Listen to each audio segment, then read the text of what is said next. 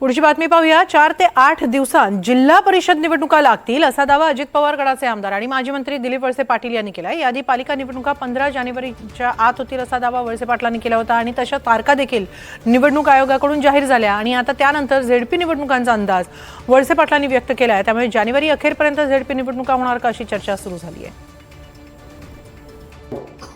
पण आता